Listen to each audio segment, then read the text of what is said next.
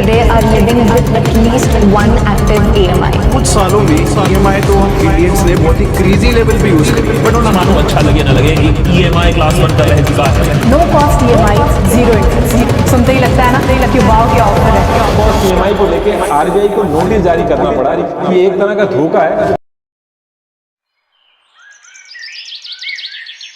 Meet to Rahul, एक 25 साल का लड़का। उसको एक जॉब मिलता है और सैलरी रहता है 20,000। वो ना एक दिन मोबाइल देख रहा था और मोबाइल देखते देखते उसको एक आईफोन पसंद आ जाता है और अगले ही दिन रेडी होकर घर से निकल पड़ता है मोबाइल खरीदने के लिए। दुकान को जाने के बाद कहता है, सर मुझे एक आईफोन लेना है, दिखाओ। दुकान वाला मोबाइल दिखाता है और राहुल मोबाइल देखता है। फिर राहुल मोबाइल का रेट पूछता है तो दुकान वाला कहता है, सर इसका प्राइस 60,000 रुपया है। रेट सुनने के बाद राहुल बोलता है, सर ये तो बहुत महंगा है, मेरे पास अभी इतना पैसा नहीं है, जब पैसा हो जाएगा तब आऊंगा खरीदने। और ये कहकर राहुल वहाँ से वापस जाने वाला ही था और दुकान वाला कहता है, सर आप टेंशन क्यों ले रहे हो, अगर आपके पास पैसा नहीं है तब भी आप मोबाइल ले सकती हो। राहुल फिर से पूछता है, सर कैसे? दुकान वाला कहता है, EMI पर, बस 3,000 रुपया दे दो पर मंथ और मोबाइल ले जाओ। राहुल सोचा बस 3,000 ही तो है और मोबाइल ले जाता है। फिर कुछ महीने बाद उसे एक बाइक पसंद आ जाता है। फिर बाइक को भी EMI पर ले जाता है 4,000 पर मंथ में, और टोटल EMI हो जाता है पर मंथ 7,000 रुपया, मोबाइल का 3,000 और बाइक का 4,000। फिर कुछ महीने बाद क्रेडिट कार्ड से शॉपिंग कर लेता है, बोट, वॉच एंड हेडफोन, वही सोच कर कि बाद में दे दूंगा, और EMI 7,000 से बढ़कर 10,000 हो जाता है पर मंथ। फिर कुछ महीने बाद जिस कंपनी में राहुल काम कर रहा था वो कंपनी थोड़ा लॉस में चला जाता है, जिसके कारण कंपनी स्टाफ को कम कर देती है और इसीलिए सैडली राहुल का भी जॉब चला जाता है। लेकिन EMI देना है 10,000 रुपया पर मंथ। फिर उसको घर चलाना है, बच्चे को पढ़ाई भी करना और मोबाइल रिचार्ज करना है, और ना जाने कितने सारे पैसा खर्च होने वाला है केवल घर पे ही घर चलाने के लिए। और एक टेंशन जाती नहीं दूसरी टेंशन शुरू हो जाती है, EMI रुकती नहीं, बैंक से कॉल आना शुरू हो जाती है। फिर राहुल सोचता है, काश मैं थोड़ा रुक जाता और पैसा होने के बाद खरीदता। रात को सो नहीं पा रहा था, ना घर वाले बात कर रहे थे ना दोस्ती यारी। अभी एक सिंपल एग्जाम्पल से समझो, सोचो तुमको हर महीने 20 चॉकलेट मिलती है। अगर तुम पहले से ही 10 चॉकलेट किसी को देने का प्रॉमिस कर चुके हो और अचानक तुम्हें चॉकलेट मिलना ही बंद हो जाए तो क्या करोगे? प्रॉब्लम ना। और ये ही EMI है। और ये कहानी केवल राहुल की नहीं है, ये कहानी उन 28 करोड़ से भी ज्यादा लोगों की है जो ऑन ऑफ एवरेज 4 लाख का लोन ले रहे हैं। गवर्नमेंट के खुद की स्टडी के अनुसार 100 घरों में से लगभग 15 घर ऐसे हैं जिसके ऊपर लोन है, मतलब हर 10 घरों में से 1 या 2 घर के ऊपर लोन है। 41 से ज्यादा DGP डेथ। सोचो इंडिया भर में एक बड़ा दुकान है जो साल भर में 100 रुपया कमाता है और उन 100 रुपया से 41 रुपया लोग लोन ले रहे हैं, मतलब बहुत ज्यादा लोग उधार पे ही जी रहे हैं। 55% लोन जरूरत के लिए नहीं, दिखावा करने के लिए ले रहे हैं। आधे से ज्यादा ऐसे लोग हैं जो कि घर या बिजनेस के लिए नहीं, ये लोन ज्यादा कर personal loan, credit card, shopping, bike, phone के लिए ले रहे हैं। मतलब लोग पैसा कमाने के लिए लोन ले नहीं रहे हैं, पैसा खर्चा करने के लिए लोन ले रहे हैं। 2017 में इंडिया में 12 करोड़ लोग लोन ले रहे थे और ये नंबर बढ़कर 28 करोड़ हो चुका है, मतलब 7-8 सालों में ही लोन लेने वाले लोग डबल से भी ज्यादा हो चुके हैं। हर एक इंसान का एवरेज कर्ज है 4 लाख से भी ज्यादा। सोचो करोड़ लोग हर महीने बैंक को पैसा दे रहे हैं और टोटल घरों का खर्च 2015 के डाटा के अनुसार 3 लाख करोड़ से भी ज्यादा, और 2025 के डाटा के अनुसार ये नंबर बढ़कर 15 लाख करोड़ से भी ज्यादा हो चुका है, 4 गुना तेजी से बढ़ रहा है। सवाल ये नहीं है कि लोन लेना गलत है या नहीं, सवाल ये है कि इंडिया कमा ज्यादा रहा है या उधार ज्यादा ले रहा है, और अगर इनकम रुक गई तो EMI रुकेगी नहीं। और वही से शुरू होता है फाइनेंशियल ट्रैप। साल था 1990s, इंडिया बदल रहा था। 1991 के बाद इकोनॉमिक फॉर्म आए, फॉरेन ब्रांड आए, टीवी एड्स ने सपने बेचना शुरू किया। लेकिन एक प्रॉब्लम थी, मिडिल क्लास के पास सपने तो था लेकिन सपने को पूरा करने के लिए पैसा नहीं था। फैक्ट्री का प्रेशर, कंपनी प्रोडक्ट तो बना रही थी, टीवी, फ्रिज, वॉशिंग मशीन सब मैस स्केल पर बनने लगी। अगर लोग खरीदेंगे नहीं तो फैक्ट्री रुक जाएगी, फैक्ट्री का नुकसान हो जाएगा। सिस्टम को एक सोल्यूशन चाहिए था, तब आया इंस्टॉलमेंट मॉडल। और ये आइडिया ना न्यू नहीं था क्योंकि अमेरिका में 1900 में इंस्टॉलमेंट सिस्टम चल रहा था। बाद में क्रेडिट कार्ड कल्चर आया, इंडिया ने इस मॉडल को एग्रेसिवली पुस्ट किया। बजाज फाइनेंस जैसे NBFC ने 2000 साल में कहा, अगर आदमी 40,000 एक साथ दे नहीं सकता है तो आदमी 3,000 रुपया पर मंथ दे सकता है। और वही से शुरू हुआ EMI कल्चर। सिस्टम का डिजाइन एक साइलेंट एग्रीमेंट बना, कंपनी प्रोडक्ट बनाएंगी, फाइनेंशियल कंपनी लोन देगी, कस्टमर मंथली पेमेंट करेंगे। इस मॉडल ने 3 चीज को फिक्स कर दी, प्रोडक्ट रुकेगी नहीं, सेल स्टेबल रहेगी, लोग रेगुलर इनकम पर डिपेंड रहेंगे। एजुकेशन मॉडल जैसे पैटर्न, इंडस्ट्रियल एज में स्कूल सिस्टम इसीलिए बिल्ड किया गया था ताकि डिसिप्लिन वर्कर फोर्स मिले, बेल सिस्टम ओबीडियंस। वैसे ही EMI सिस्टम एक न्यू पैटर्न बनाया, फिक्स मंथली पेमेंट, सैलरी का वेट, कंज्यूमर का प्रेशर। ये कोई कंस्पिरेसी नहीं था, ये इकोनॉमिक स्ट्रक्चर था। फिर ई कॉमर्स एक्सप्लोजन, जब फ्लिपकार्ट और अमेजन इंडिया जैसे प्लेटफॉर्म में आए तो EMI के साथ बॉय बटन परमानेंटली अटैचमेंट हो गया और अभी प्रोडक्ट सिर्फ 1 क्लिक दूर पे ही था। रिजल्ट क्या हुआ, EMI ने मिडिल क्लास फैमिली को अर्ली एक्सेस दिया, इकोनॉमी को बूस्ट किया और लाइफस्टाइल को फास्ट फॉरवर्ड में कर दिया। लोग मंथली कमिटमेंट में पड़ गए